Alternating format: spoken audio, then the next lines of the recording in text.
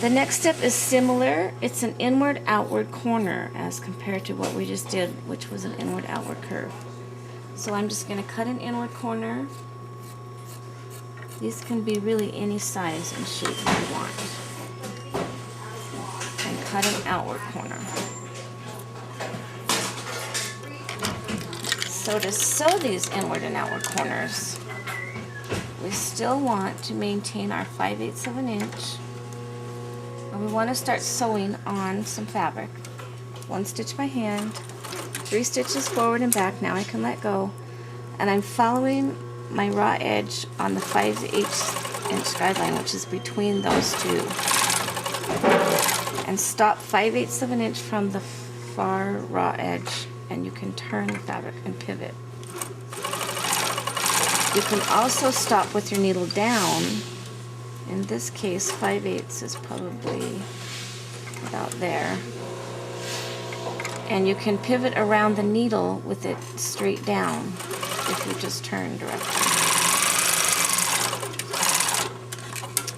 And another back tap. Now this is the same story. You want to clip inward curves, notch outward curves. In this case, a clip means straight into the V all the way.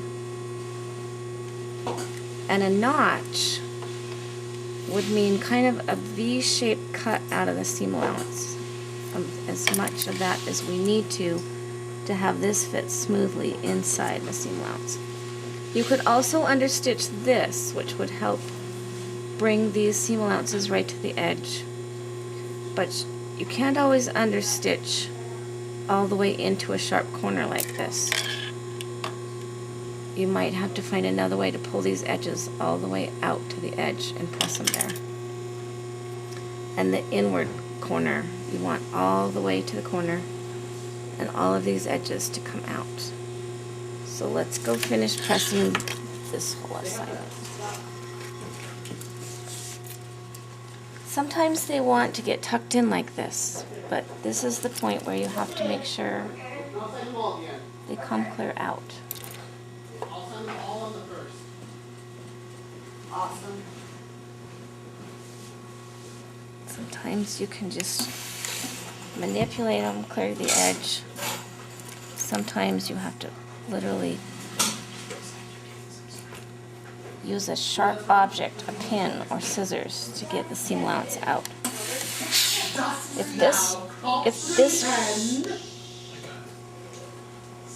this were understitched, these would fold right on the perfect line. But either way, as long as the seam is on the folded edge all the way along, that makes a good example. This one should be really easy.